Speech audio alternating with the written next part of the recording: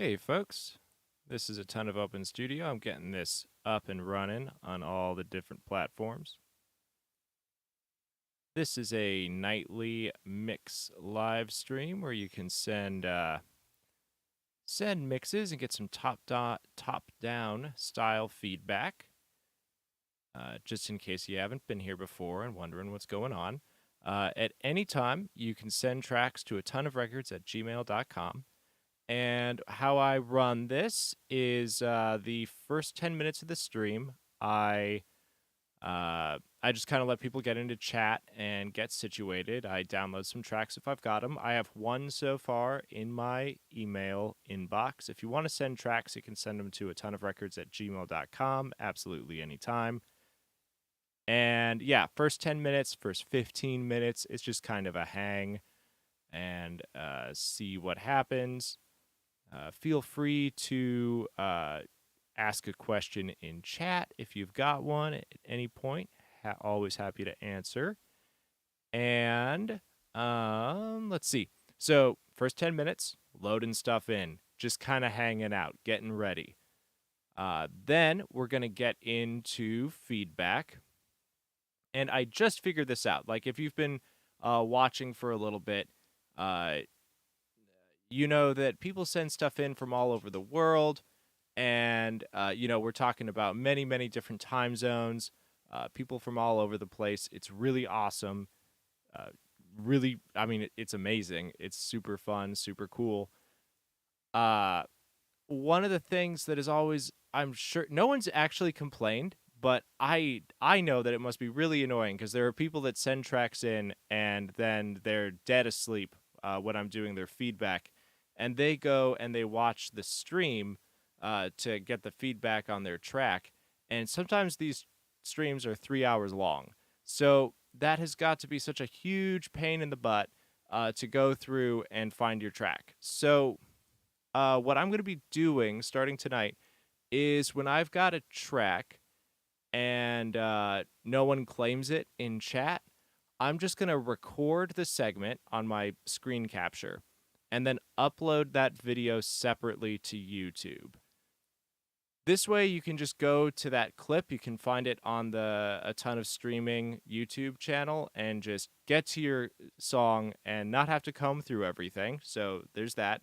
And then on my end, it's like the only other way it was going to happen was if I just like archived and made like a set list of every single live stream, and that's just going to add hours on top of already doing like 100 hours of this stream a month. It was going to be impossible. And I think that this is going to be like best of both worlds. So, I'll be, probably repeating myself a lot because that's new to the channel. So that's how we're going to be handling it. Like speaking of new things, there's also a Discord. If you would like to join that, just send me an email to atonuvrecords@gmail.com.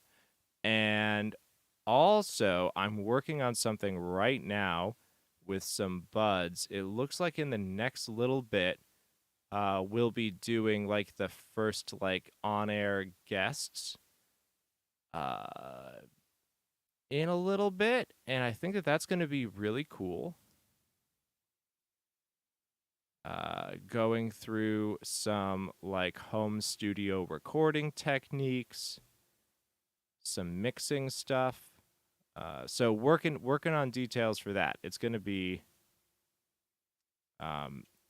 cool. All right. And yeah, if you are just popping in, we're just gonna take like 10 minutes, let some tracks come in. You can send those at any time to atonuvrecords@gmail.com. I've got one track in my inbox as of this moment. So, yeah, just hanging for 10 minutes. And, as always, feel free to ask a question in chat. For some reason, the YouTube chat isn't displaying in my manager. So let me speak to my chat manager. I just have to open it up somewhere.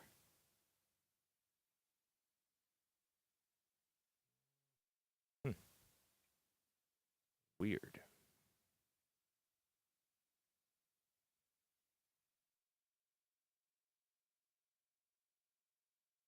If you are just joining, this is a ton of Open Studio. I'm here every day at 6 p.m. Eastern. And yeah, you can send tracks to atonuvrecords at gmail.com at absolutely any time. I take a listen live on stream, then do some top down feedback on your track.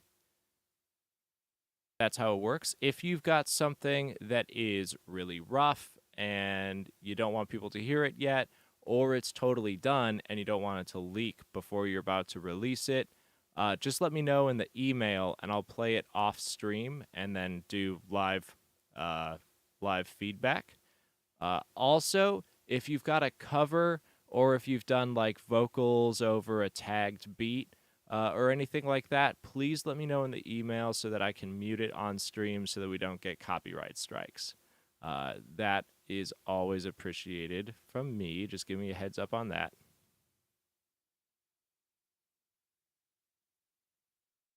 And yeah, just take in the first bit of the stream to get ready. And I need to find out how to. Why is my chat not displaying?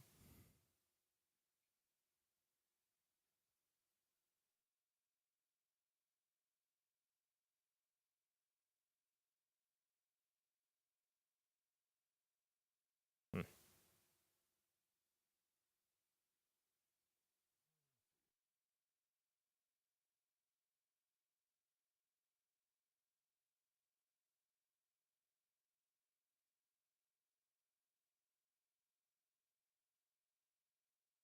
And yeah, so far we've got a track from Parker. And Parker, if you are in chat at any point, just let me know that you're here so that we can go through your track when you're live.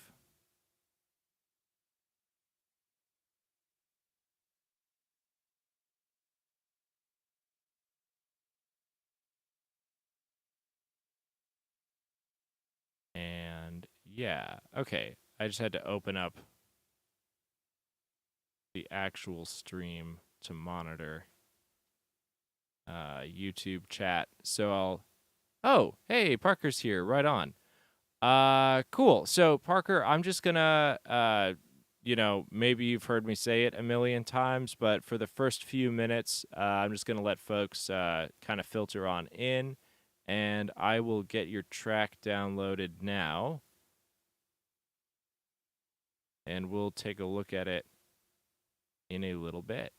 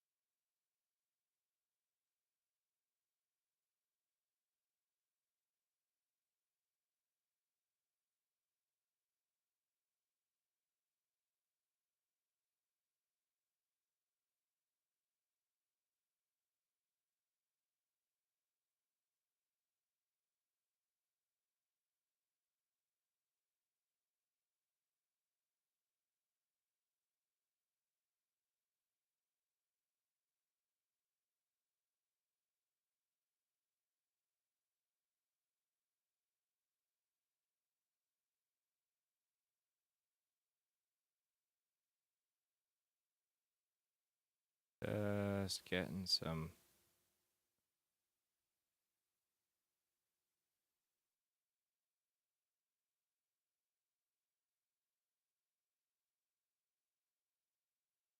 Gonna simulcast this to my Facebook, which I don't normally do, but just for the sake of maybe getting a few homies on board.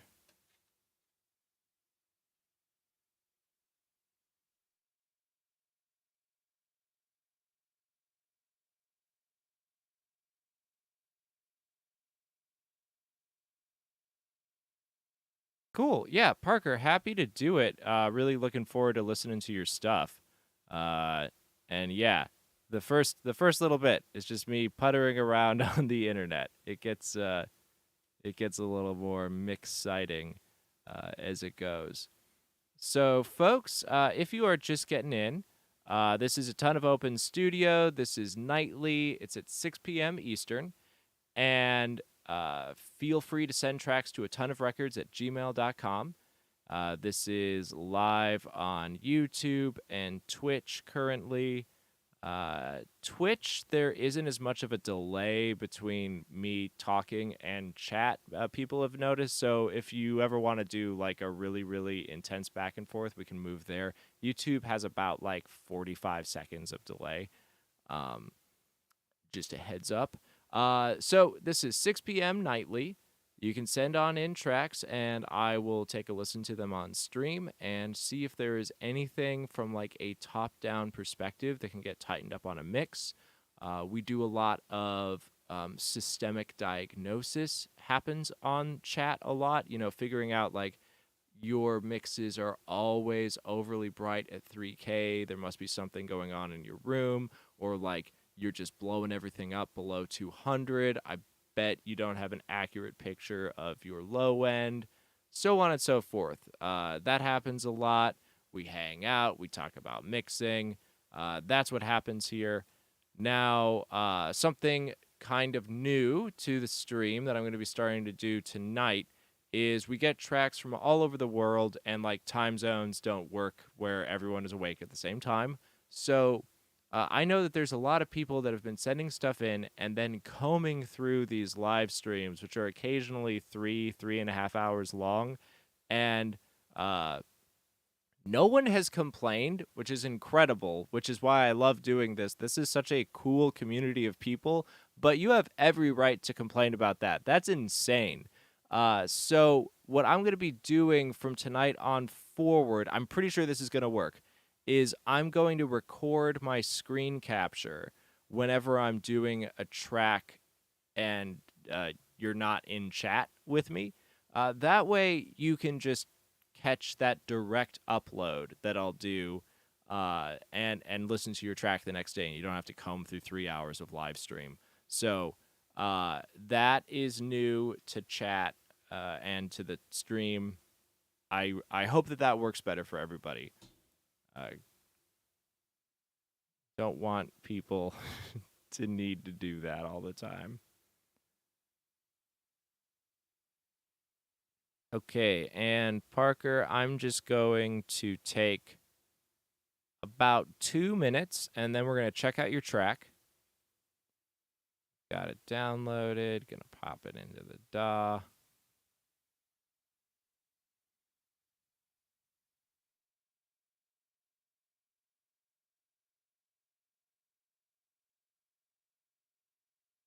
All right, and folks, you can send stuff in to atonuvrecords at gmail.com.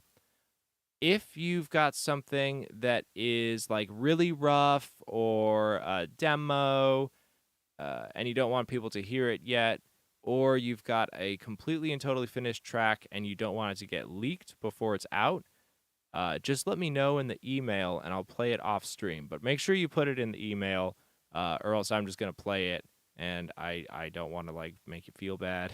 So just put it in the email. Also, if you've got something that is a cover, or you are like doing vocals over a tagged beat or anything like that, please let me know in the email so that I can play it off stream so that we can avoid copyright strikes on the channel. Uh, Thank you very much. So, Parker, getting your track loaded up. Let me check chat.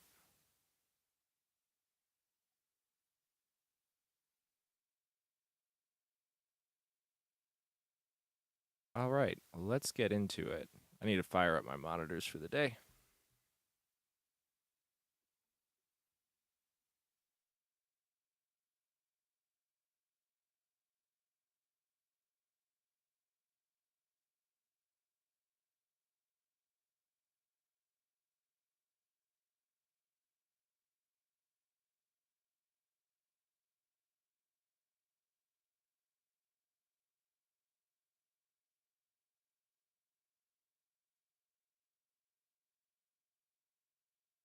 Okay. Pull up volume.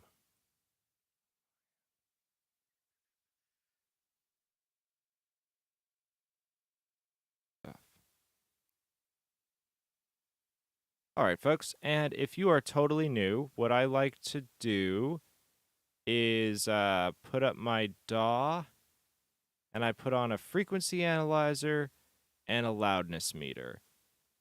Now, for just so everyone knows, for best practices at home, I'm never like mixing to a meter. I will mix to the meter. I will, and like when I'm mastering, I don't throw the meter on and then like watch it happen while I'm listening. You want to develop your ear, and you want to be able to like pick out what's happening in a mix, and then use a meter to reconfirm what you've observed. It's always like go with your instincts, go with your ears, and then check meters and stuff.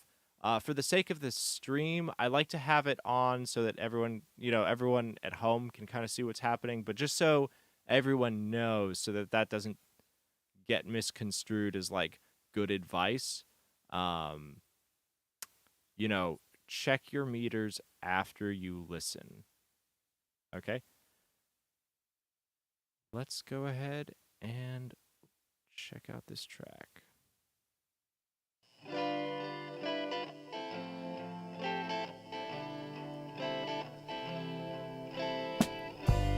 Is it right to feel like this?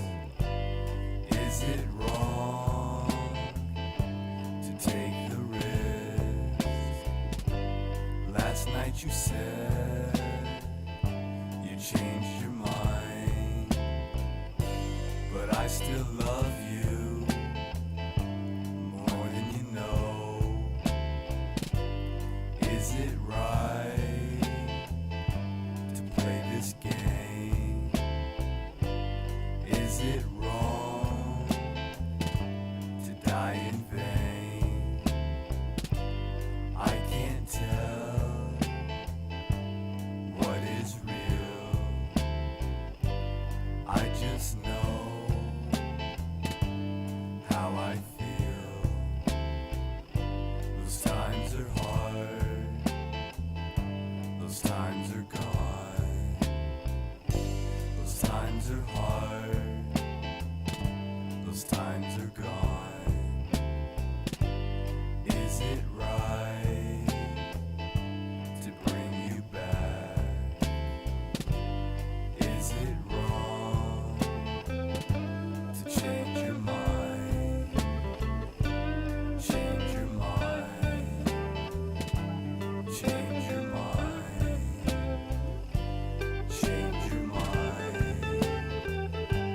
Change your mind. Change your mind. Change your mind. Change your mind. Change your mind. Change your mind. Change your mind. Change your mind. Change your mind. Change your mind.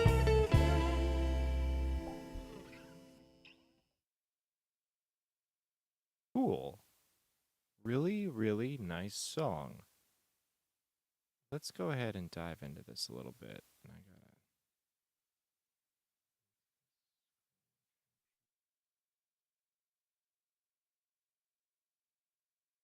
All right.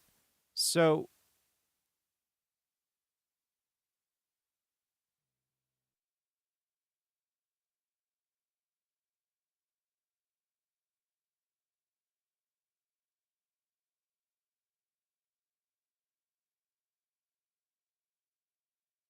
okay. Uh let's see. So, once I go over the track, can I please go over the mastering process? Uh You only run Audacity, and you have all of your outboard gear. So I would be curious what if you want to like get a a gear list ready while I'm going over your track, and then we can kind of dial in what you could do with your outboard. So go ahead and toss that in chat. Okay.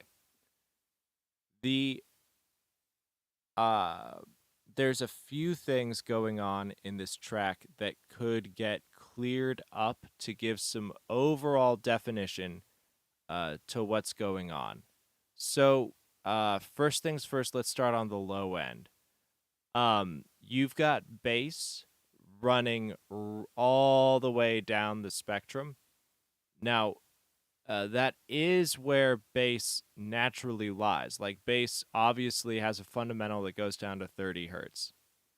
Within the context of uh, rock music, especially, like rock music being anything that's like guitars, bass, and drums, like in my mind, I'm like, oh yeah, that's a rock arrangement.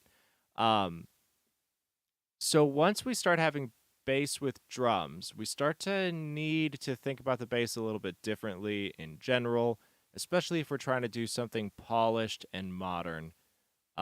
So bass, yeah, absolutely. Got all the information all the way down to 30. But uh, we have this essential thing where uh bass and kick operate within the same they overlap frequency wise, and then in the low end any sort of overlap is especially egregious in getting clarity on a track. So you've got your bass voiced really heavy from like 30 to 100. Kick's kind of in that same region. So we don't have great definition between kick and bass to start.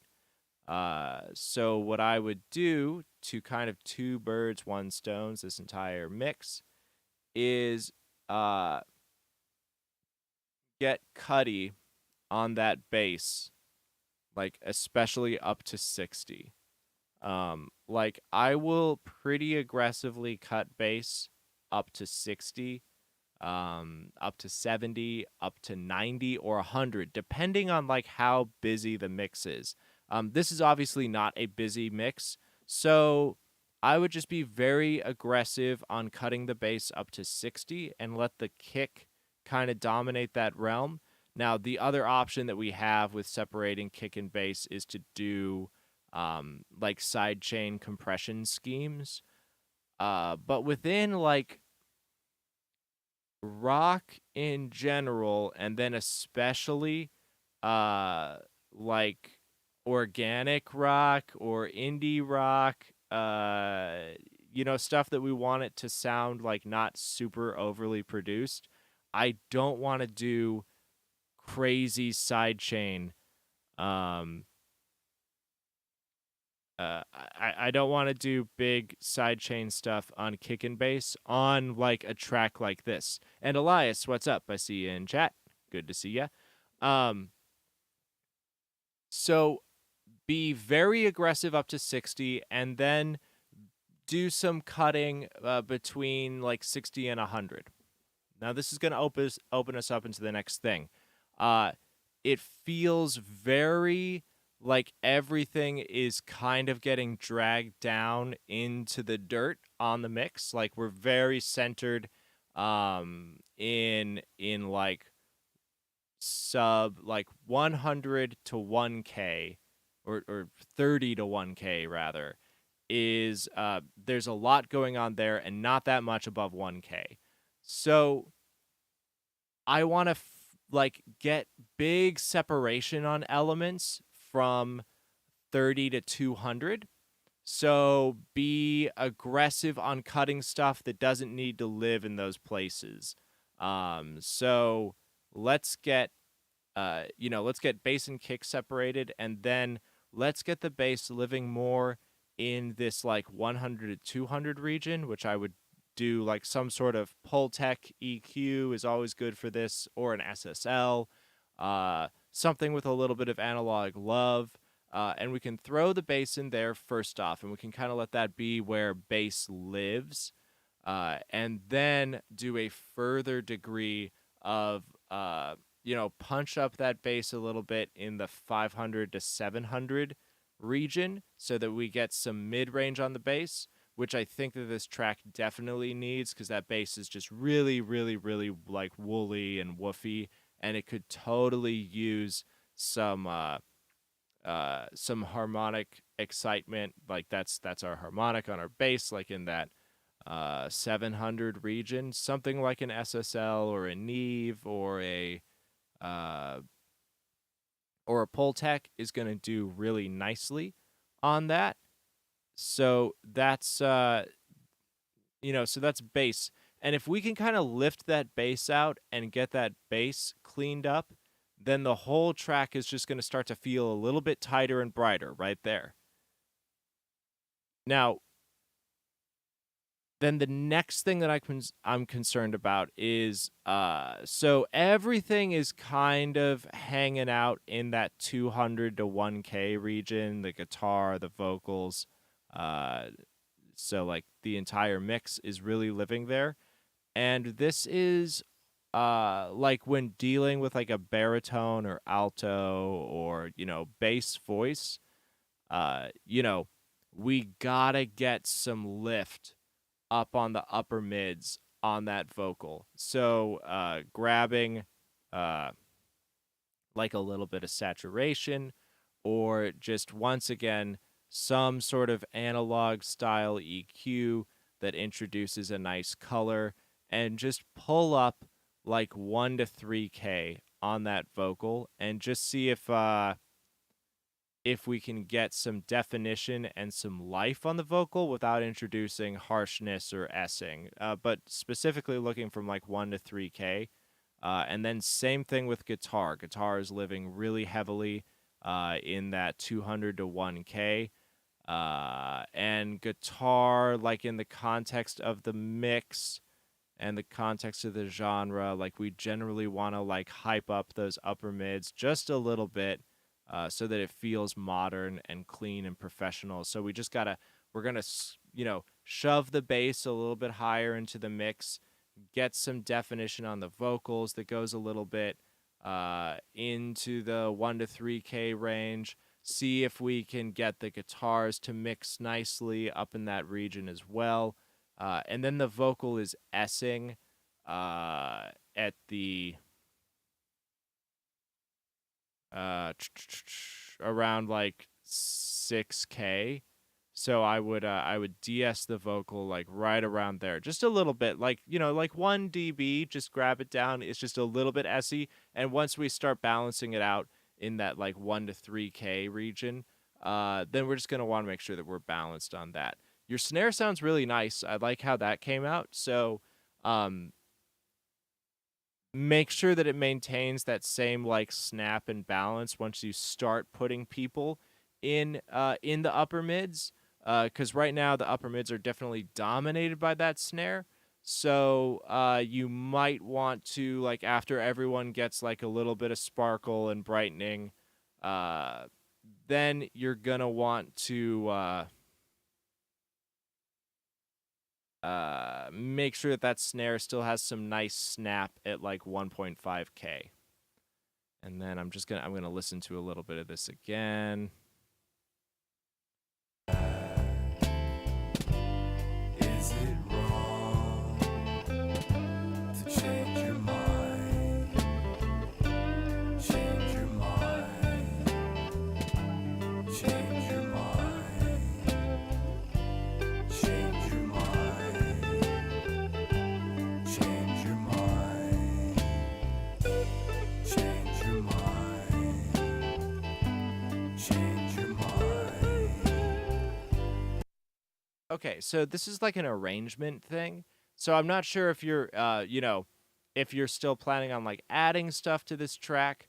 But basically because of how it's arranged, like especially with the drum beat, um, we just don't have anything above like 8K, because we don't have like cymbals and like a room tone coming off of those drums.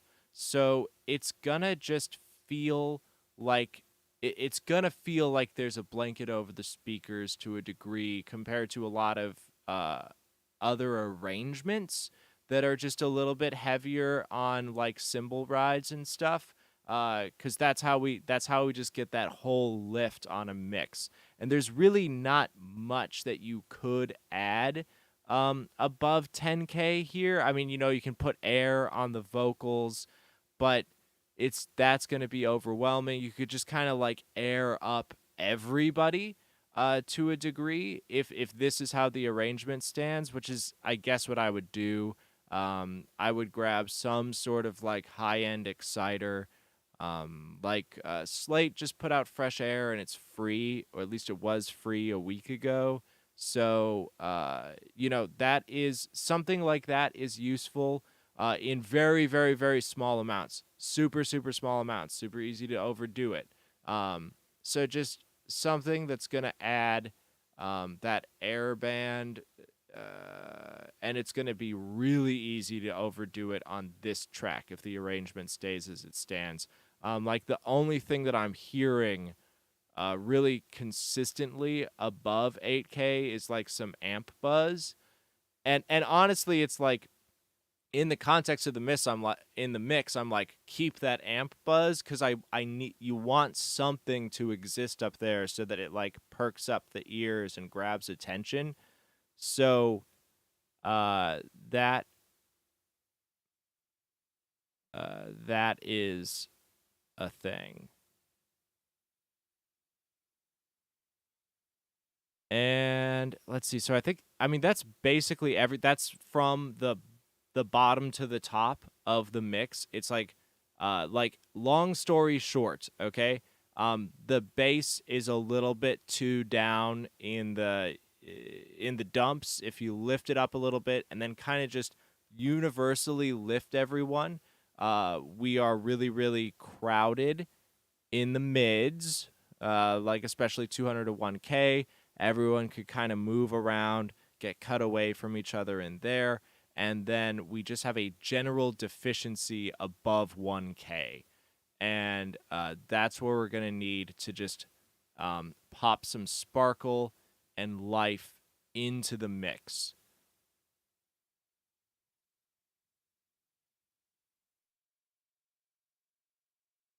Okay, and you asked about the mastering process. So this is like a very long and quite possibly frustrating answer. So, uh, the mastering process. The single most important thing about mastering is your ears and your room. Those are the two most important tools for mastering, like far beyond like any sort of plugin or hardware or compression technique or limiting technique. It's way more about listening. And what we want to do. And oh yeah, absolutely. You could send stuff anytime. I'm like this is nightly and always available to send stuff. So yeah, feel free to send stuff. So back to mastering. So it's mastering is about like setting up an environment for you to succeed in. So we're talking about having a flat room, a flat, even response within your room, monitors that you can trust, a room that you can trust, a setup that you can trust. And this is what's going to ensure a degree of quality control and translation as your mix goes out to other platforms and other devices. So like that is like the very very very like bare basics. It is the bare basics, and it's also like basically what the entire thing is. And the reason that um don't master your own stuff exists as a concept, which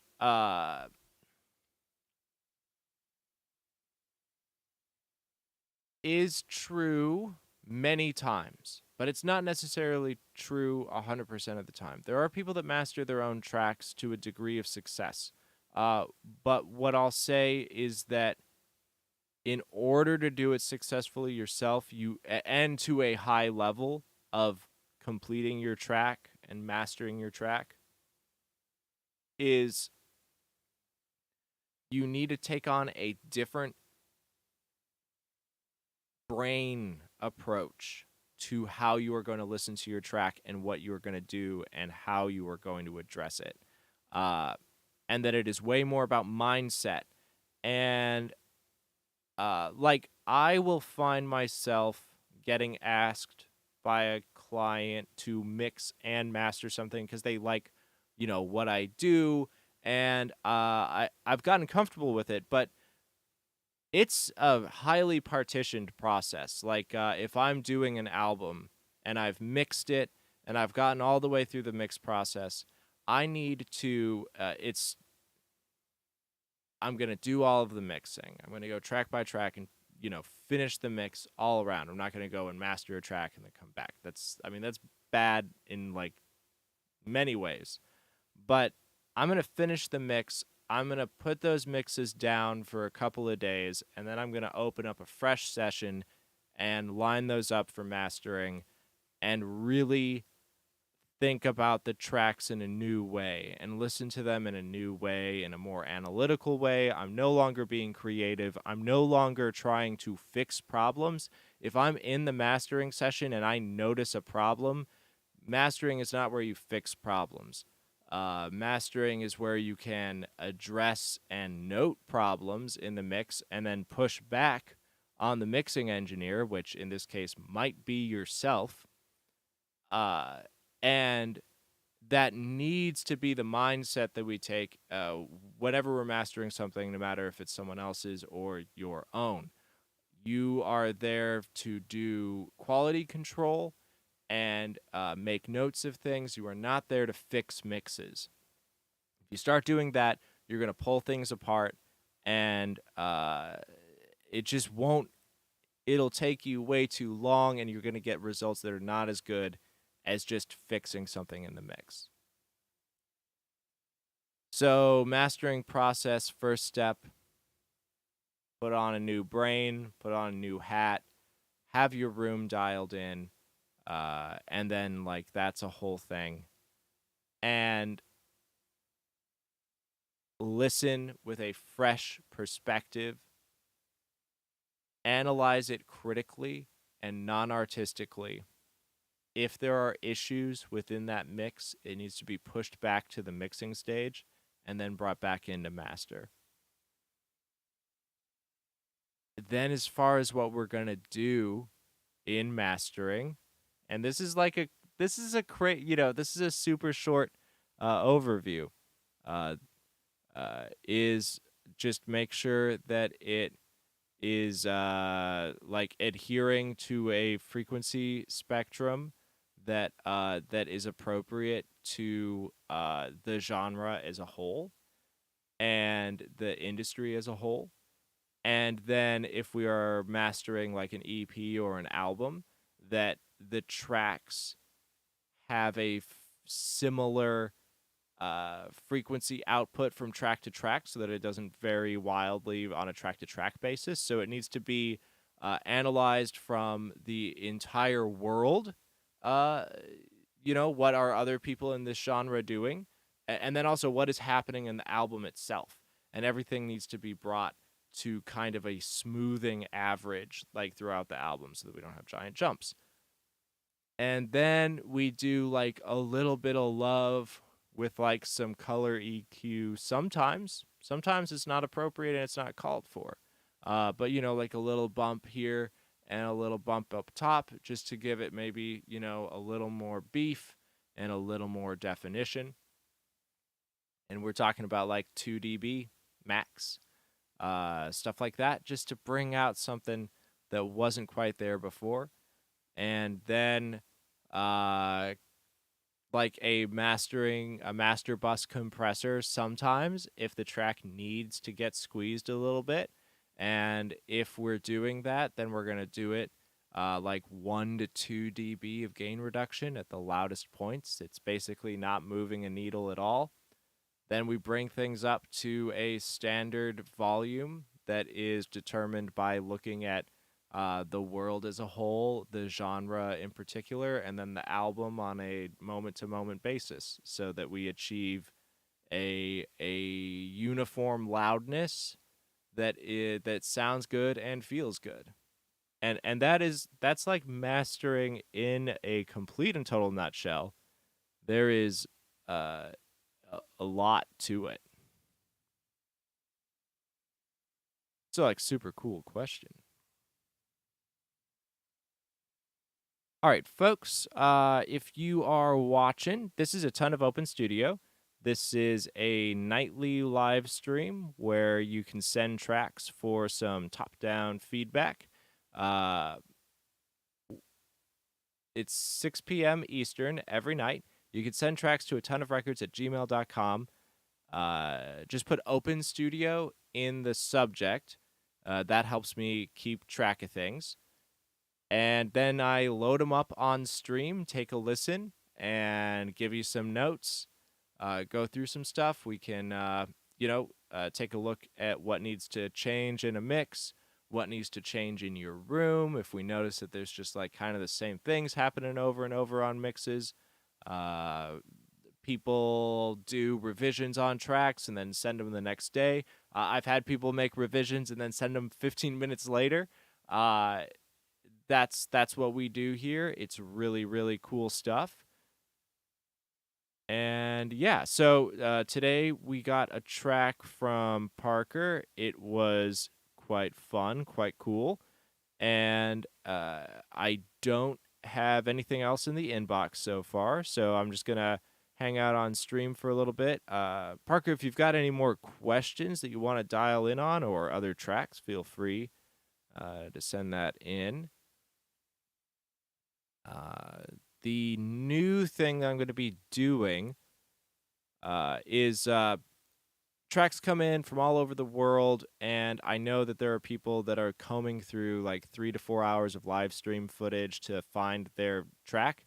So from here on out, if I get a track in my inbox and someone isn't in chat when I'm going through it, I'm just going to record that segment on my screen capture and then upload a separate video to the YouTube channel, and then you can just catch that replay that way. Um, so that is new. That should be a time saver for a lot of people out there. Also, in the world of new information, there is a Discord that I set up. It is a Discord. So that's about as much as I've done with it so far. But if you want to get involved with that, just send me an email and I will pop you onto the server and we'll kind of get something going there for, throughout the day or like long-term projects. I'm also talking to some friends of mine that do various degrees of recording things, and I'll be doing some guest stuff. Uh, and getting some people on stream to talk, like engineer to engineer about some stuff, and then do like some group feedback sessions. So that is in the works for the next month or so. So that is going to be really cool. I'm pretty stoked about it.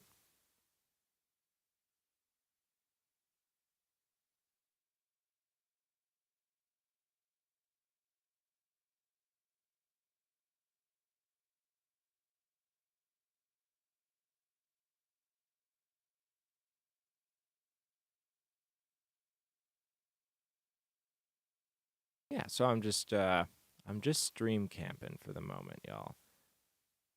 Let me throw the email up.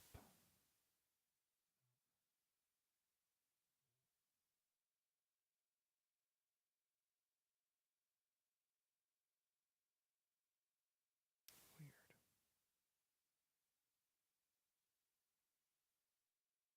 Did an OBS update, and some things are better, and some things are weird.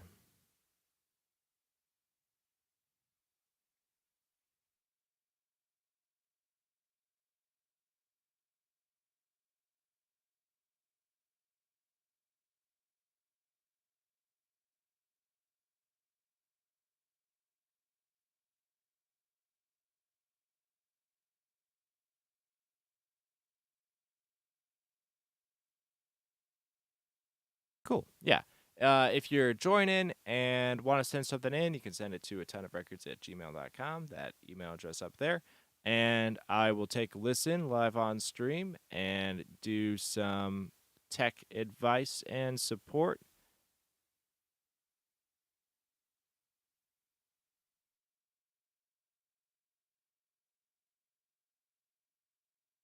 Yeah, Elias, I am stoked about. I have to. It's like I'm coordinating with a few people, and then I have to figure out exactly how to get like other video to show up in stream. So I have to do some homework. And yeah, I've got one coming in that is gonna be like a client that I worked with who also operates a studio. And I think that we're gonna do like a mix teardown live, like go through some stems and do like a really it's gonna be like a whole big thing. So I'm very excited about this. And then talking to some other studio folk and engineers just to do some cross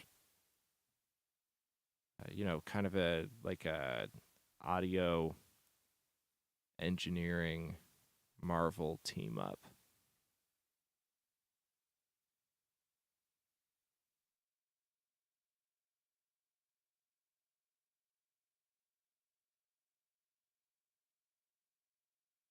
Yeah, so yeah, we're probably like a month out on that. They're the first one that I want to do, they're releasing a single, so we're gonna do it like around that single when it gets all set and ready to go.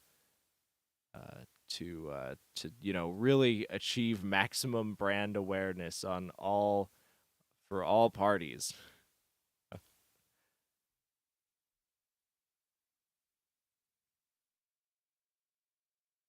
Okay, if you are just joining, you can send tracks to atonuvrecords@gmail.com. It's that email address right up there.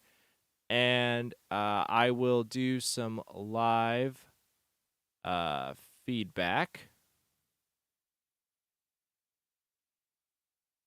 Okay, cool. Parker just sent another track in.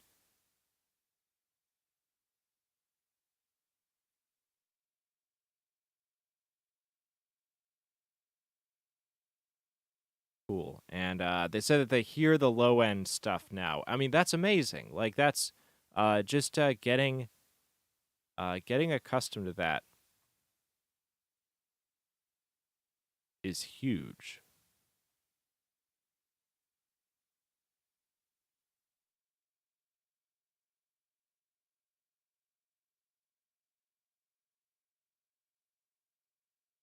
Okay, I'm gonna take a listen. I'm gonna take 1 second to try to figure out. Like I said, I just updated OBS, and some stuff is acting really weird. My display capture is not the right dimensions. I'm gonna take 2 minutes and not try to be like the most painful old person tech thing to watch in the world.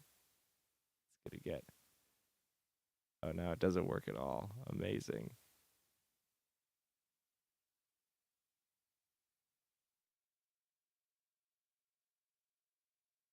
Come on.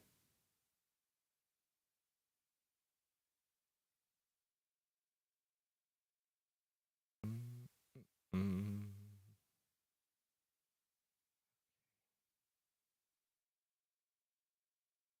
smaller.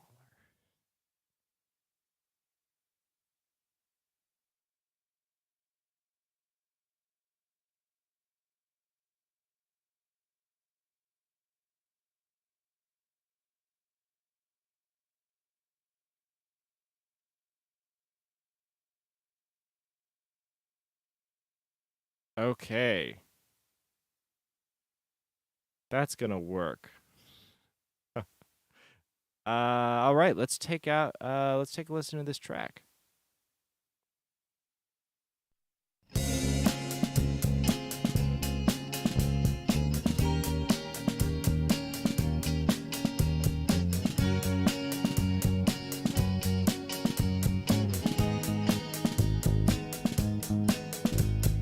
I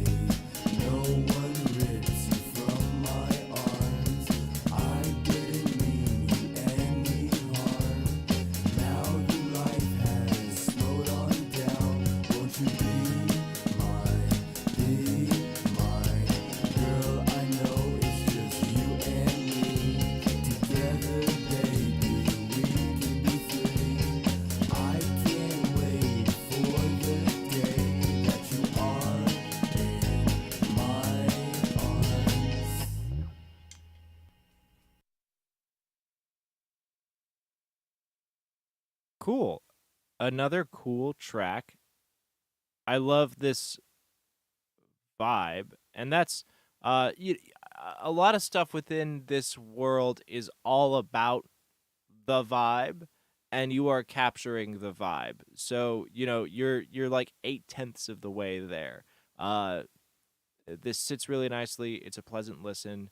There's a few things I'm just you know, you said you heard the low end stuff, but I mean, basically, I'm not getting any kick at all down there. I'm really not getting any kick anywhere. So I would want some representation around 60, and then like some beater, which, grab that kick, add like some 7K, and like, we don't want it to be like an aggressive metal thing for this genre, so we don't want to hear click click click click click click click, but just a little bit. It's going to go a long way into making that kick feel apparent within the mix.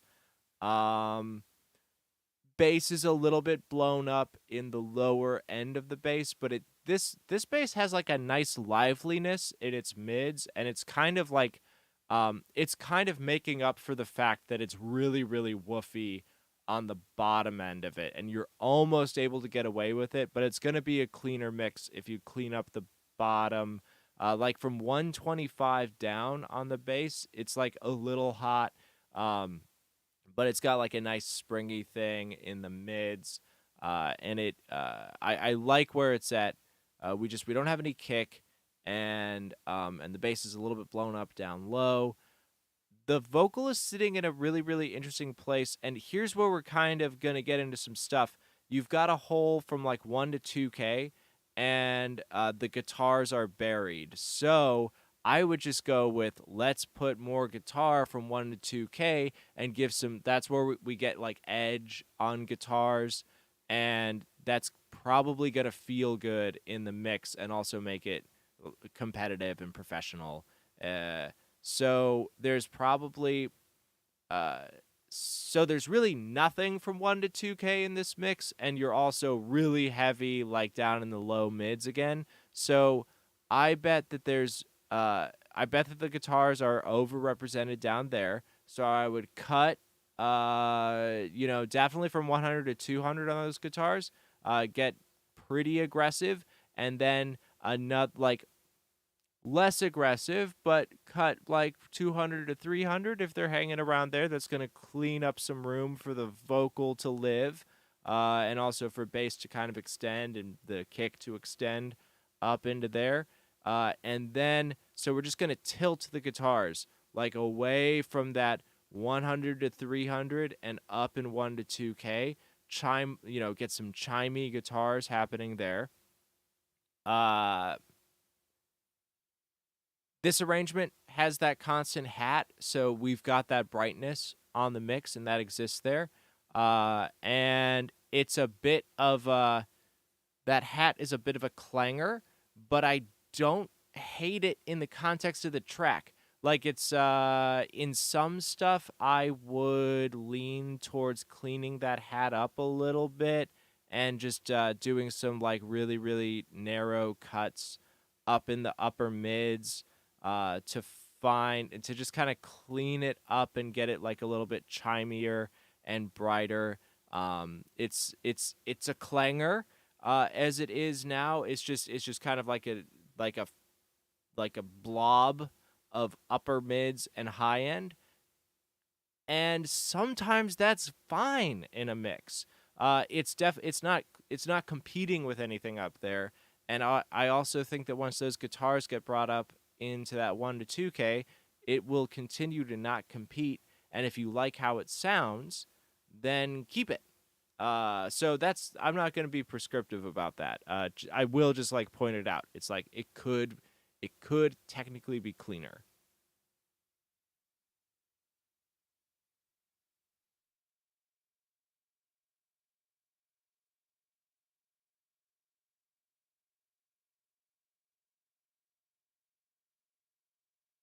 Okay. So that makes sense. I just checked chat. So you've got a 58, and you're trying to get kick with it. Yeah, I mean, basically the 58 doesn't have low end response. So that's why we're not getting it out of the track. So what I would do, um, how how many mics are you using on the kit? Like, kind of walk me through. Like, give me your whole drum kit mic setup.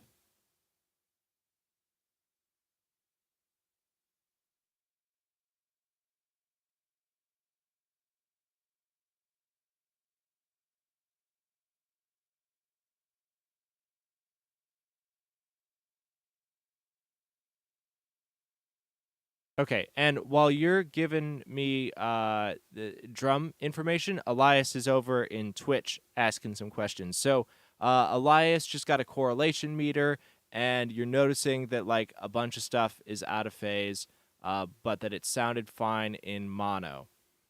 Is this something you should be worried about? Okay, here is like the number one thing you got to check and then make decisions off of is, does it sound good in mono? Good or fine, even, is acceptable these days. Fine in mono is like a passing grade. Um, if you run like a bunch of references through a correlation meter, you're gonna notice that they can get pretty phasey. I would say like in modern times, but it's starting like back in the 80s. It's we've been pushing stereo further and further out as we go. What we want to make sure, what I check for in a mix is, am I losing stuff in mono? That's like my primary concern at this point, because the like cost benefit analysis of, does it sound nice and wide versus am I losing stuff in mono? And is it dull? Like, we're gonna get like duller mixes in mono because we're, doing a lot of mid-side stuff, especially like within a modern style. And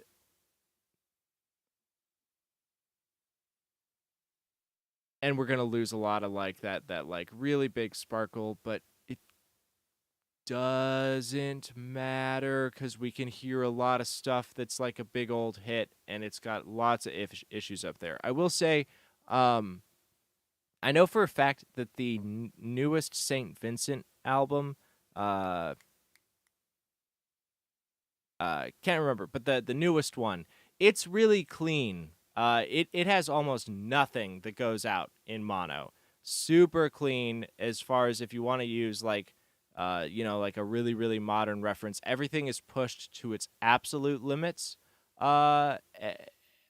stereo field wise, and completely and totally translates to mono. So that's an example of something that is engineered to its like absolute edge, and maintains mono consistency. But then that said, like the thing that I say all the time is the newest Tame Impala record. You literally will lose the lead instrument or like solos and stuff if you collapse them into mono. So, uh, both of these have lots of people who love it and people who listen to it. So you gotta like use like more than the meter, trust your ears and make a decision based on what you want uh as uh as the artist. You could definitely go super clean, phase and stereo wise, and have a modern mix. You could also go and completely disregard it and have a modern mix.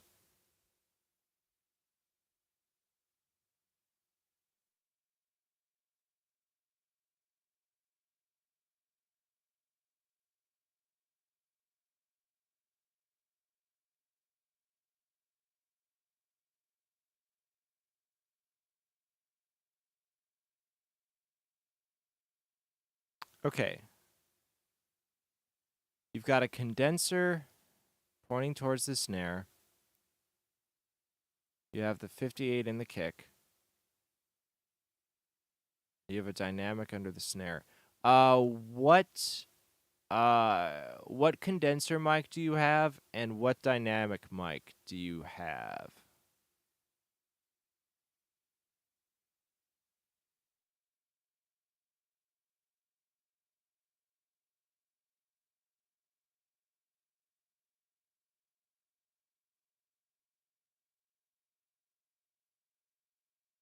I am a strong adherent of working with what you have. So I have an idea, and it is definitely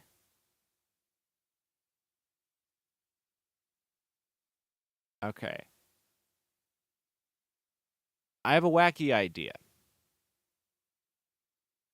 So with so we've got two dynamic mics, the SM58 and the Behringer B1. And then you've got a CAD D38 for a condenser. I think that the B1 is a dynamic and the D38 is a condenser. I'm not like immediately familiar with them, but here's what's up. If that's what you got, I would put the condenser on the kick because the condenser is going to pick up a fuller frequency spectrum.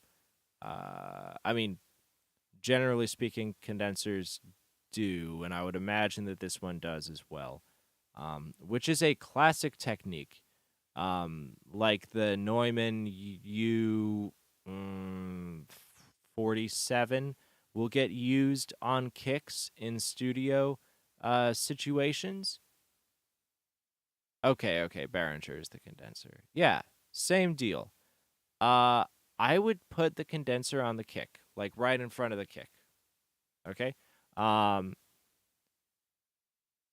we would typically use a condenser for overheads to get stereo imaging if you had two of them.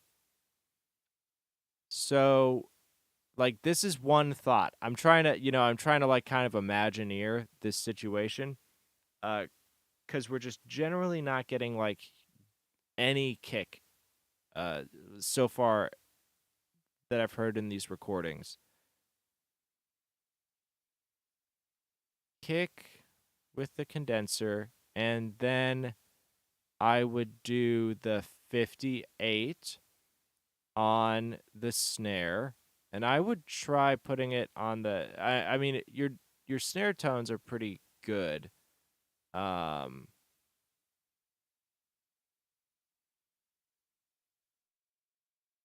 so I guess no, keep the CAD where it's at on the snare. Experiment with putting it on if you ever want to do an experiment with the snare, see how it is if you put it on top. Uh it is strange to only mic the bottom of the snare. Generally, if you're going to mic one or the other, you would mic top. Uh, but you're getting good results. So just keep on doing bottom snare if that's working for you. And then just use the 58 as an overhead or a room mic. Like instead of over the kit, you could put it in front of the kit and try to capture the image of it that way. It's just you're not going to get that much out of the one condenser as an overhead, and you could get some of the sparkle with a 58 still. This is far from ideal. Okay, so that's I can't be like, yeah, this is gonna be amazing because this is not like a great drum mic set. It's not great, but it could be a thing that works for you. I guess is more along the lines of what I'm saying. Um, I would experiment with this. I mean, I would also experiment with just using the condenser, a few feet away from the kit and just try to get the whole kit with one mic. And that's kind of like, if you were doing like engineering school, that's kind of the Yoda stuff that they would make you do is like get the drum recording with one mic. Like don't You're not allowed to use all of the microphones. You get one microphone, and you got to engineer the way that you're setting up the kit and playing it and recording it. And you got to get a great recording with the one mic. And you can. And if you were to try that, do it with the condenser. So if you just wanna try to get some some Jedi magic going with this drum kit, try out a one mic setup. If you are using the three mics, try putting the condenser on the kick. Keep the snare where it's at, and then the 58. Experiment with it. It's hardly like the recommended course of action. I'm preaching a degree of like audio blasphemy right now, but that's what you got, and let's try to use it to its absolute fullest.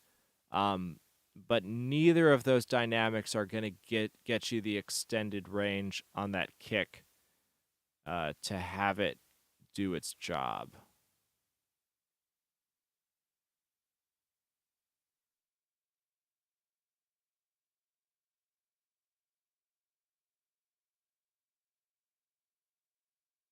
Yeah, and jumping back to Elias, yeah, it's like pretty normal to have. I mean, I'm sure if you throw some references on, you'll hear that like the high end sucking out in mono is not uncommon for a lot of stuff. So you're not like gonna get hexed for being a little bit phasey.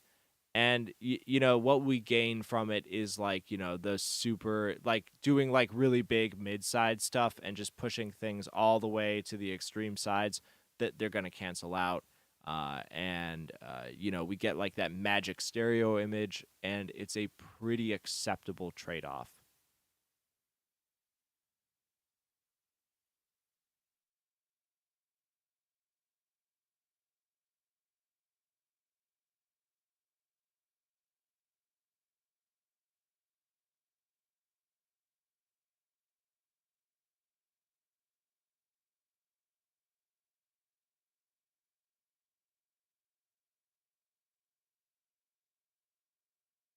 Okay, and you're using a tube mic for vocals. What all are you? Okay, so this is another question. Are you tracking stuff all at the same time, or is this multi-tracking?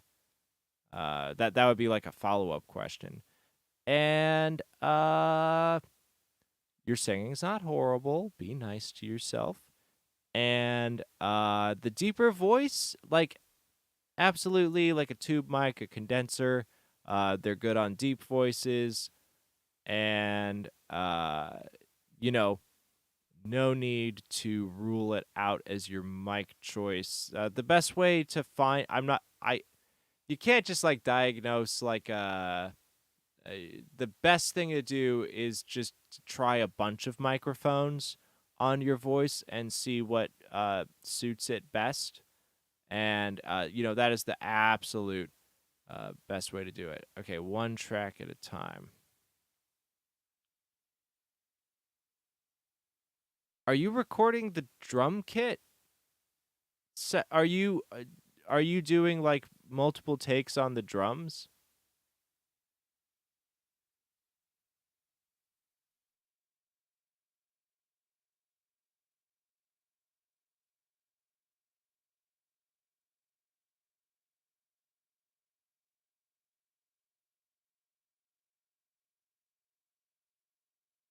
Folks, we're doing a little bit of drum talk right now. If you have a track that you want me to take a listen to, you can send it to atonuvrecords at gmail.com, and we can take a listen to it tonight. And definitely feel free to send stuff anytime. Definitely feel free to share this link around. I really appreciate the folks that have been getting new people into the stream. It makes it a really, really fun thing to do. Okay, I mean, because sometimes, sometimes people are doing this because of the interface, but like, are you recording your drums like, are you doing like three takes on the drums and recording those three microphones separately? or are you recording them all at the same time? I guess like what is your whole recording setup is a much better question. Like what interface are you using? How many inputs do you have? Uh, like so on and so forth. Go like walk me through your process.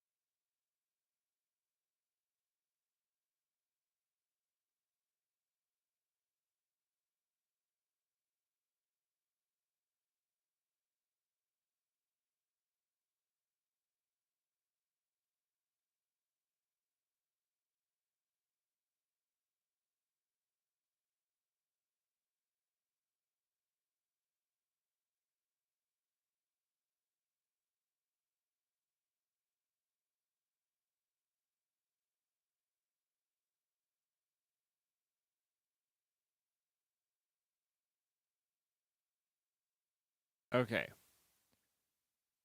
So, and I read chat out loud so that people can follow along and I can follow along. So you've got an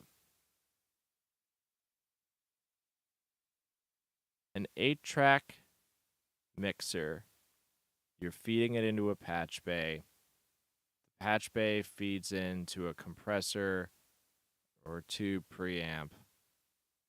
And then you've got a single input interface. You're plugging everything into the mixer. So,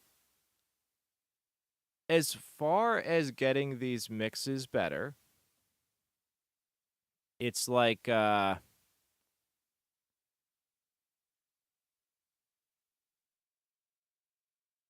and it seems like as a result of this you're needing to make a lot of decisions before the recording happens. Like you're going to need to like mix on the mixer and think ahead of time uh and do it on a track by track basis.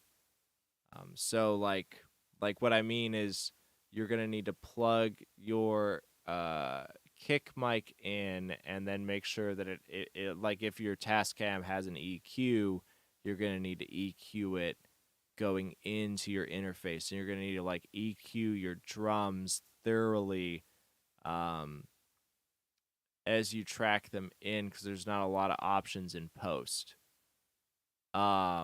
And then same thing, like you're gonna have to record guitars, etc., etc. Um, so like working in that scheme, it's like just know that you're generally pretty light on like 1 to 3K.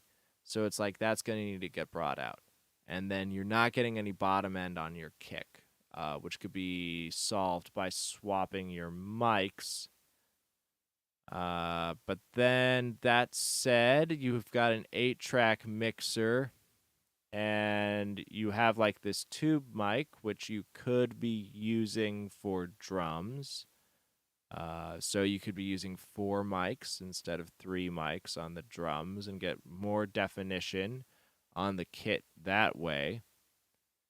But more mics isn't necessarily the answer because you've got a single input interface, so you're not going to be able to do stereo stuff on the kit, which is where you're going to miss out on some stuff.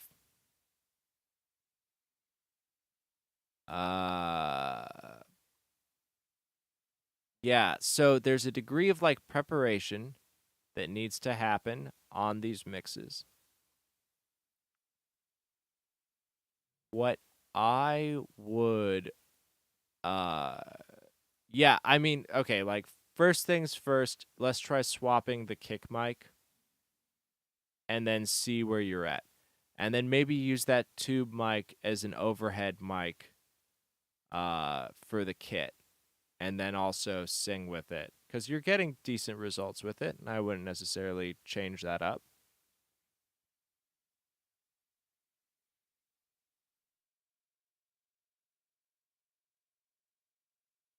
My full recommendation, like if we were to like kind of redesign this from the ground up, and this is fantasy world. Like within this world, there's stuff that can be done. Swapping that mic, doing a little more like pre-mixing if that's available, like on your mixer before you hit your interface.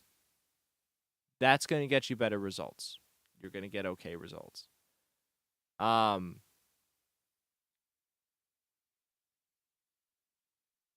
I hate telling people to like buy stuff because I have been in positions where that's just not an option, and I totally understand. But if you wanted to have a better workflow and an easier time, I would like ditch the outboard gear, uh like sell it. Because you're just as far as like getting great results, um like there's no benefit to outboard if it's not just like easy as pie to integrate and use. But also, it's an investment for later, but it's also like if we're in like a real bind, it's like I would ditch it and just start over with like a 4 input interface, like a Scarlet or whatever, or incorporate it because I mean they're like dead. You can get them used for not too much, but like a 4 channel Scarlet, and that's gonna change your entire life. Okay, like regardless of if the outboard is there or not. Um, which also, like, speaking of mastering, like you're not going to be able to master if you've only got a single channel interface. You need at least 2 channels to do like the outboard and everything. Your life will be miserable uh without it, and you'll get like results that aren't as good. We want to have a stereo in and out. So your whole thing will change with a 4 input interface. Put that on the vision board, uh, and uh, and see if you can get that going somehow. Uh, a 4 input interface and a DAW. Like, get off of Audacity and grab like literally anything and start familiarizing yourself with the DAW. I think every single major DAW has like a 30-day trial baked in, or at least most of them do. Just try them all, see what you resonate with, and it'll also like buy you some time. And you are gonna get that's like the quick answer of like how do I get better mixes, how do I get better masters. It's like a 4 channel interface and a DAW that you can edit everything and mix it in post, because right now you need to like mix it before the song is done, and if you keep working that way you just won't be able to get like a clean mix. um I mean, I won't say won't. I won't say never. It's just going to be so hard. And it's unfair to yourself to make yourself work that hard. Uh, and that's, and like absolutely any DAW with just like standard factory plugins is going to give you the tools that you need to make fuller, bigger, more professional mixes.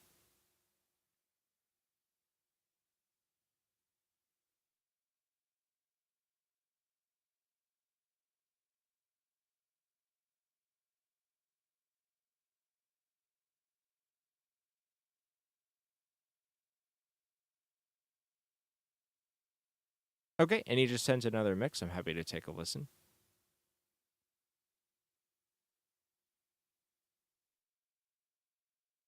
Okay, and Elias over in Twitch just pointed out Reaper has an infinite free trial. That's totally right. I always forget. Um, Reaper is cool, and people that love Reaper and like totally, I am, and like jive with it, I am always jealous of them because they have the coolest DAW. Uh, and when you can, when you can fully interface and work in there, you're the coolest kid in the room.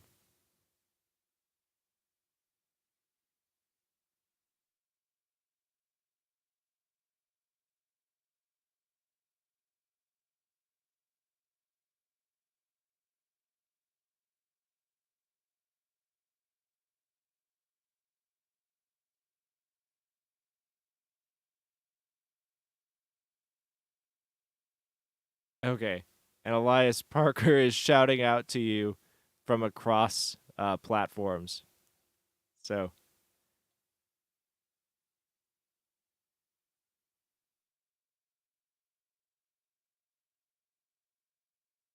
yeah, I tried Reaper. I've tried Reaper a few times, and I have some friends who are like big Reaper people, and they've shown me all of their like, personalized, uh, uh, personalized routing schemes and everything. And I'm like, yeah, that's really cool, but I also just don't. I don't know if I'm ever gonna have the time to be able to do that myself. Yeah, it is. I do think I mind setting up everything myself. I think that's ultimately what I came to. Every single time I open it up, I'm like, I I don't want to do this. But yeah, if you are hitting the Reaper uh and you're comfortable with it, that's awesome. I fully stand by it.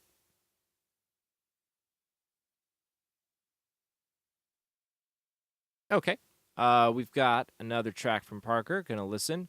They noted that the bass is a little bit underwhelming in this one. So they're having the classic bass battle, which is gonna come into uh monitoring, which is a whole other can of worms. So we'll talk about that too.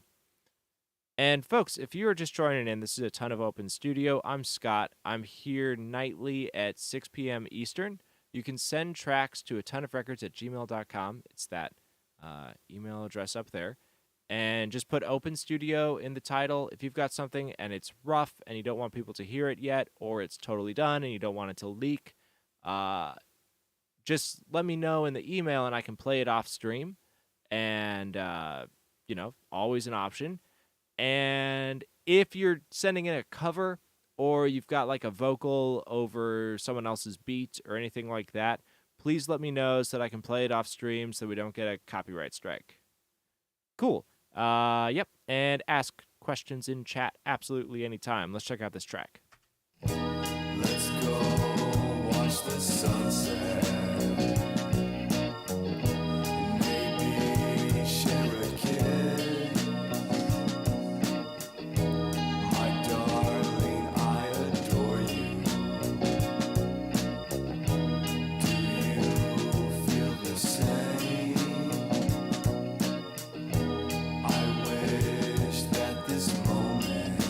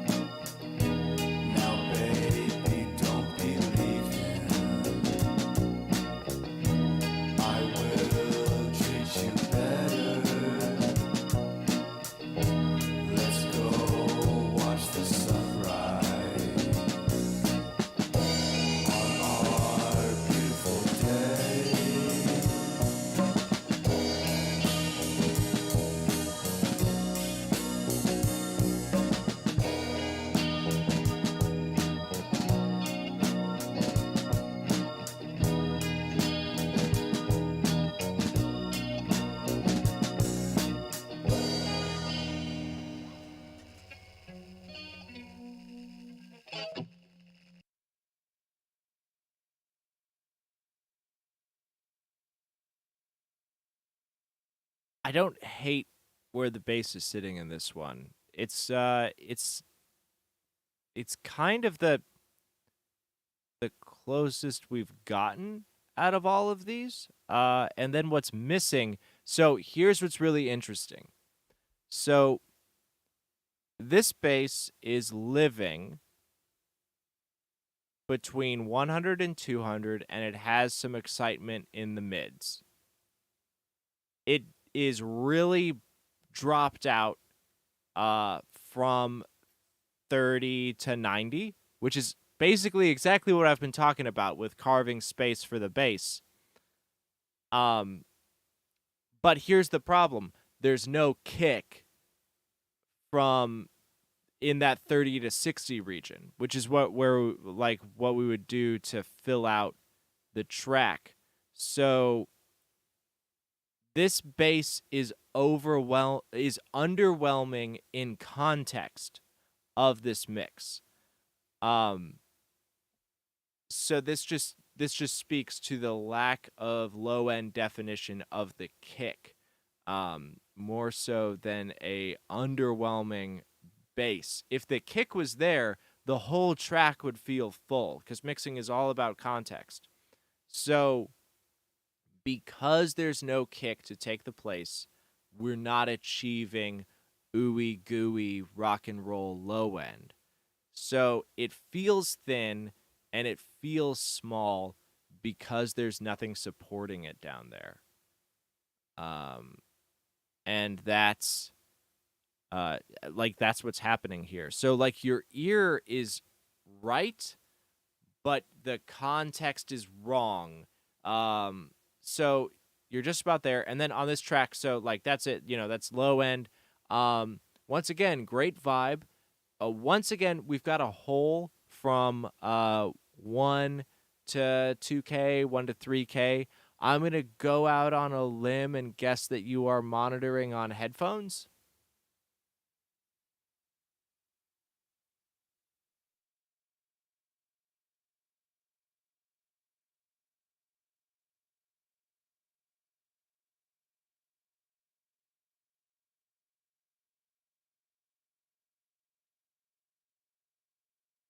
And Ian, like mapping a control surface to your DAW is so sweet once you get it dialed in. I've got like a soft tube mixer boy, and like once you're able to just like move like two things at the same time, you feel like such a boss. So that's gonna be awesome once you get that figured out.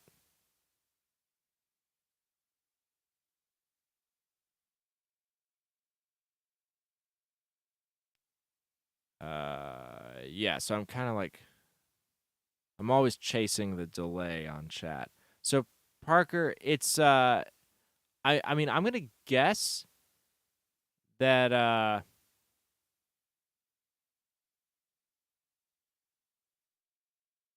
that you're monitoring on headphones. It's really common to carve out lots of that 1 to 3K when you are in a headphone mix because our ears are very, very sensitive to 1 to 3K. And it could be fatiguing if we're getting too much 1 to 3K, but it's also where like all of the sparkle and definition of instruments are. So when we take too much away, we lose the brilliance and definition of a track. So I think you just might be fighting some monitoring in that region.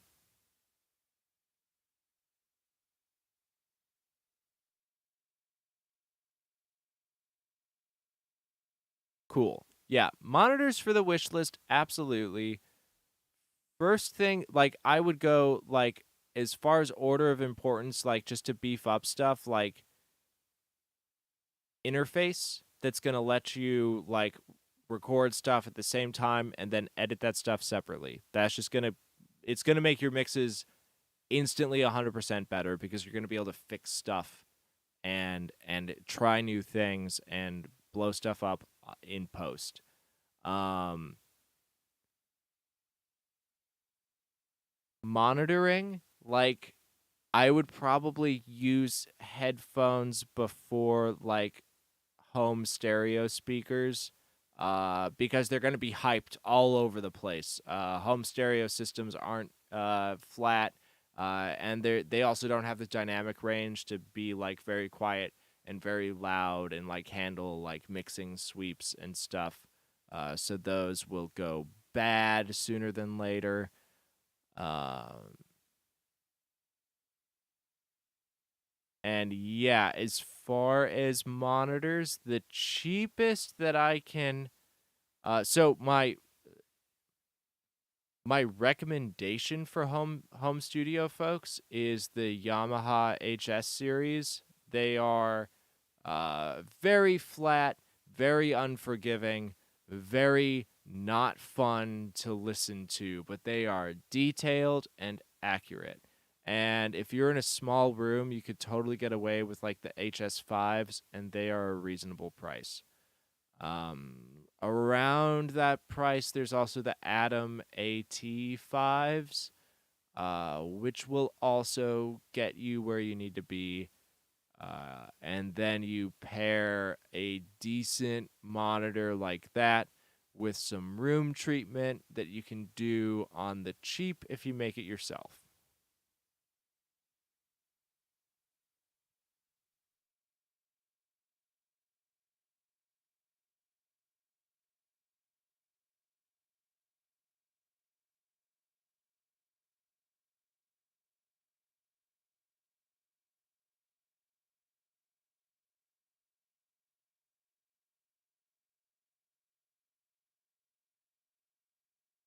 Not touching your mouse and keyboard is almost possible.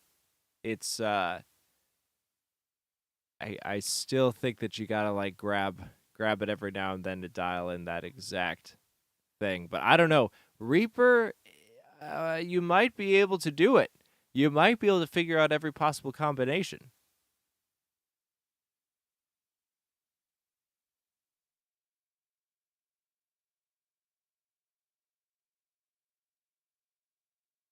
All right, if you are watching and wondering what's going on, this is a ton of open studio. I'm Scott. Every night at 6 p.m. Eastern, people can send stuff in, and I will take a listen and do some like top down mixing feedback, figure out what's going on in your room, what's up with your monitors. And yeah, we kind of move from there. People can ask questions in chat. It's pretty loose in general. And yeah, you can send those tracks to atonuvrecords@gmail.com. I'll put that in the right there. And yeah, starts at 6. I'm here every day. And I kind of just repeat this over and over, and sometimes I get lost in where it is. But yeah, you can send stuff in if it's a demo, and you don't want people to hear it yet, or it's totally finished and you don't want it to leak. Just let me know in the email, and I will mute it on stream so that it doesn't go out to public. Just make sure you let me know. And then additionally, if you're sending in a cover or like a vocal over someone else's beat, please let me know so that I can mute it so that we don't get a copyright strike. That's the business. Now, there is also a Patreon. It's like www.patreon.com/atonuv. And one of the perks on the Patreon is you get a nightly shout out. So I'm going to do that right now. Shout out to Elias. Shout out to Ian. Shout out to Synux, Tyler, and Mason. Thank you all very, very much. It is really appreciated, and y'all are awesome. So I will be here for the next little bit, see if some tracks come in. We've gone through everything so far today.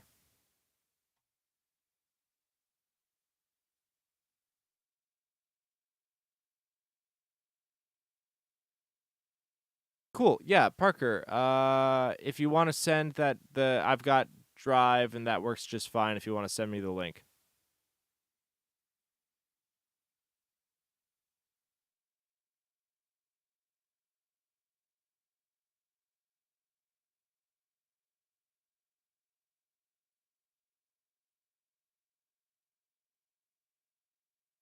Yeah, that's what I'm thinking. I think that plugin mapping and effects and stuff might be a little too hard to dial in with the Surface. It would not necessarily be impossible. You would have to like really commit to like a specific plugin set and do like macros, which I mean you could become the fastest mixer in the world if you got that dialed in. Uh, but I mean, I do recommend just, have a few rigid templates for sure. Uh, and once you get really comfortable with just like shoving your tracks into a template that you know is good, and like it feels like a little bit wrong and dirty like the first few times that you do it, you're like, am I just going to use this template and call it mostly good? Uh but once you start to feel comfortable with that workflow, like a rigid template style approach, you realize that all you're doing, you're getting rid of just like I stuff that you do on every single mix. It's like, oh, why am I going and looking for this plugin? I'm gonna put it on the drum bus anyway. You're just clearing up all of these moves that you're just automatically gonna do on a mix, and it takes a little bit of time to like catalog it mentally to know what your like 100% of the time moves are. But once you've acknowledged this, and then you realize that you can go into a mix and uh all of that extra time, and it adds up. We're talking about like an hour of setup sometimes to just like load plugins into the right place and put them in the place that you're gonna do it anyway. You get rid of all of that extra stuff, and then you're like, oh, first off, I'm already almost done. And second off, I can concentrate on the things that make this track unique and just dial in automation for 2 hours and just make the whole thing move and pump and do like insane stuff. And I'm not going to get tired because I didn't have to do a bunch of just menial tasks in the mix. So, yeah, control surface, make some templates. Uh, what better to do in the dead of winter?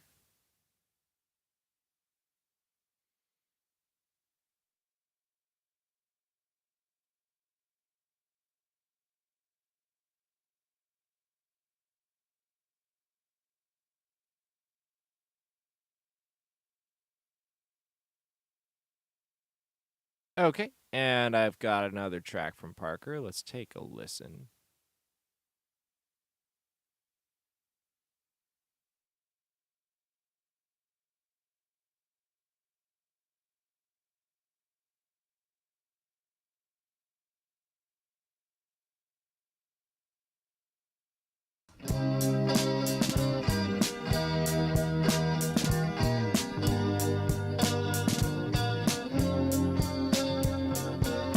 Is that how you feel?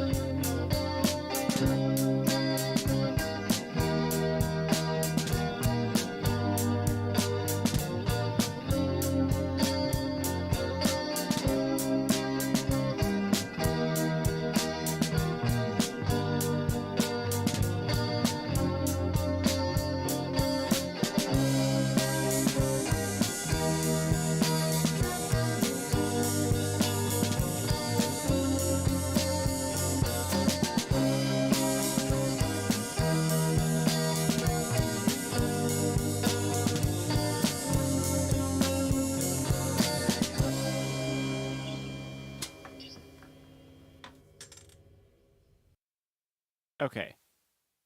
Um, uh, very similar in the low end to the last track. Bass is pretty okay. It has that bottom carved out, and that's where the kick could live if the kick had some definition down there. So that would work. Vocals are cool. I like the stereo thing that you've got going. That sounds cool. I like those vocals. We are scoopy between 1 and 3K again, so a lack of definition there. Um, that hi hat is it's too pokey at like 9K. I would smooth that out. And then once that ride comes in, and I heard this a little bit on the last track too, on like that last minute, that ride is uh overly, I think, like, I know you're like routing things into a compressor before you're recording, and I think that you might be hitting that a little bit hard when it's that, or it's just coloring it too much, and that ride has like a bit uh, it's like the timbre's not great, and it's also constrained to like um that ride comes in and it's still living between like 2 and 4K, whereas generally like within the arrangement we would want it to all bloom. Like that would be an opportunity for everything to lift above that 10K mark, but everything is staying in there. So there's just like a lack of fidelity. That could be the microphone, that could be the compressor that it's routing through, that could be the patch bay, that could be the interface itself. It's just we're not getting something is keeping that ride from blooming to its full frequency spectrum. And then on top of it, I think it's just getting like it's getting crushed by something along the way, which I heard in the other track too. So once again, though, great vibe, great song. It's doing the thing, uh, and this could be great. And like my full diagnosis, like I just went through like 4 tracks, and it's like these 4 tracks have about the same frequency problems.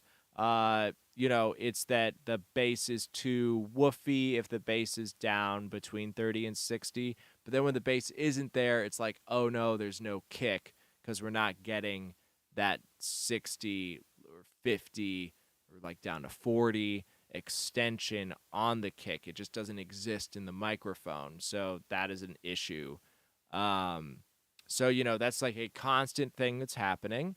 It's generally everything is kind of shoved into that like 200 to 1K range, always scoopy between 1 and 3K. Um, Cymbals aren't blooming, which is anything from microphone to interface to that compressor, et cetera, et cetera. Um, and then you have a workflow that is going to hamper your excellent creativity and your excellent songwriting. So, uh, full diagnosis outside of those like technical things, it's like find a way to get an interface with 4 inputs and then a DAW that you can mix stuff on in post. Change your whole world. And what I would do is these songs are great, but there isn't going to be a really great way to make them great. You're not going to be able to master them into being better. Mixing them isn't even going to get like the results that you need because of how everything is kind of getting tracked in. It could get better, but it also isn't going to be as good as the song is. These songs are good. Your writing is good, your arrangements are good.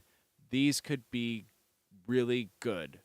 And I would treat these as demos and then go about like re-recording them with more definition from the get-go. There's a degree of restoration that could happen, but I mean, I know that it sounds daunting to go like, if you want these to be like released on a thing and like do the whole thing, I would record them again, and it's gonna be less of a pain in the butt than trying to mix what exists, and it will the results will be 100 times better.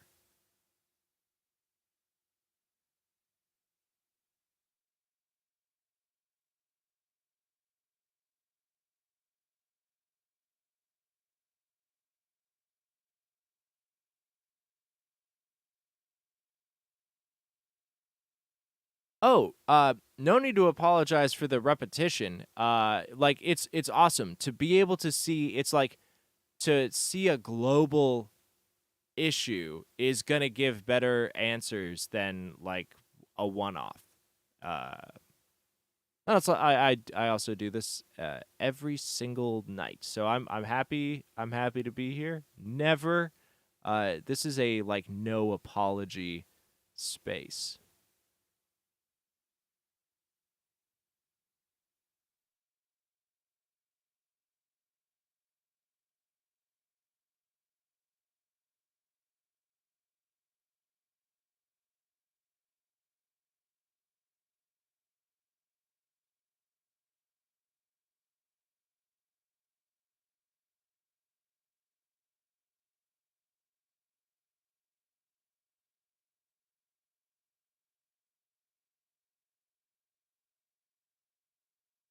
Okay, folks, this is a ton of open studio. I'm here at 6 p.m. Eastern every day.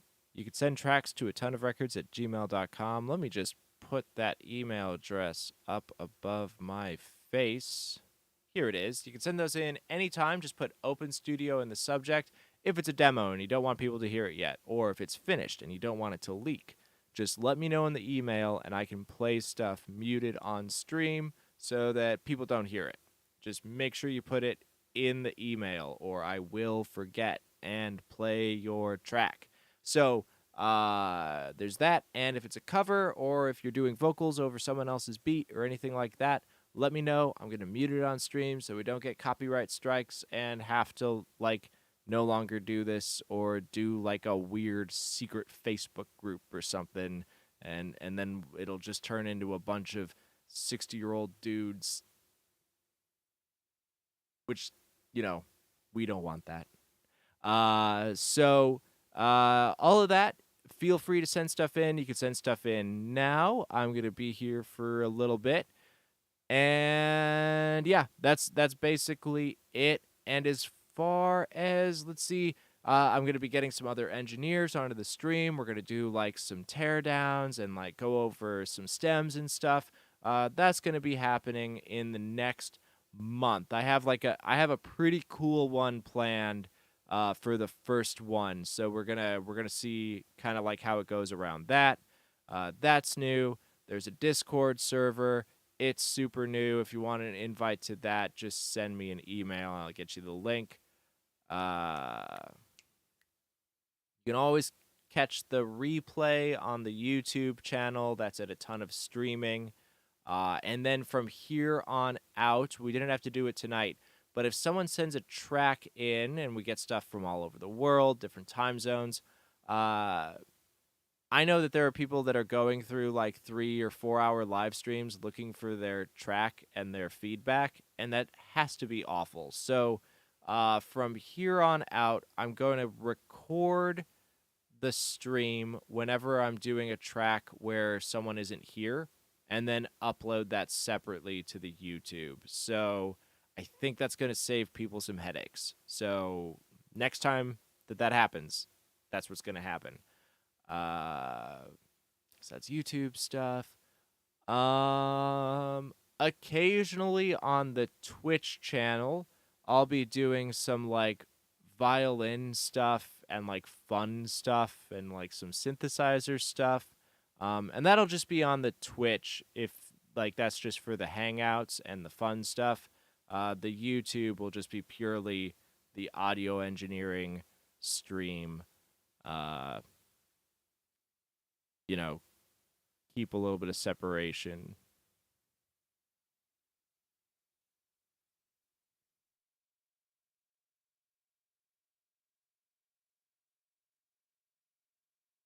Mm.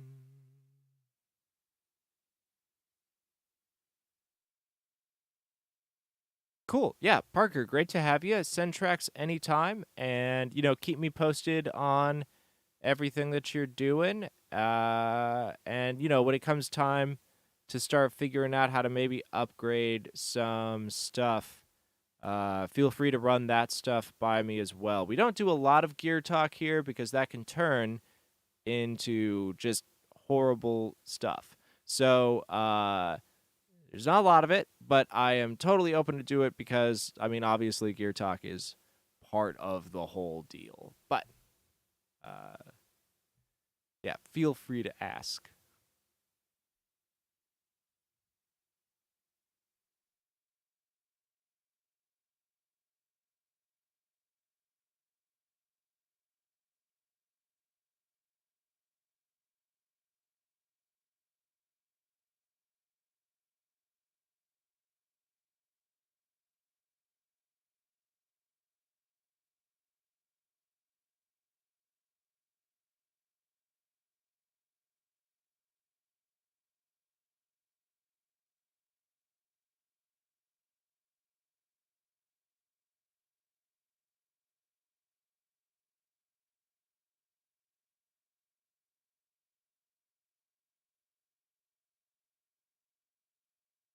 Okay, we're at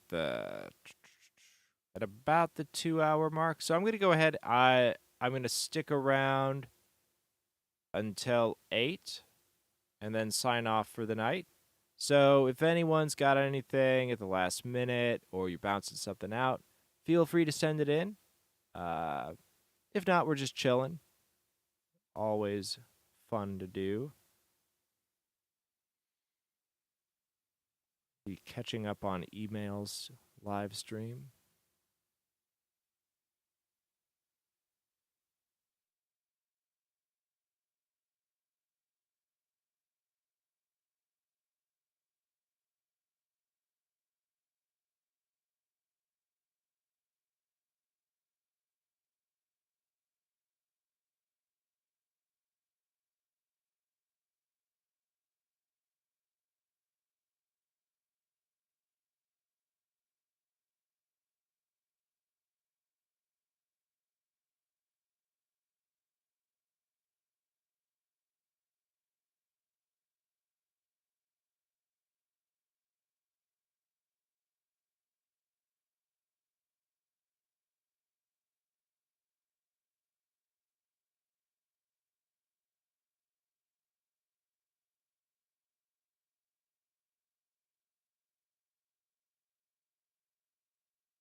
Cool. Yeah, Elias, you take care.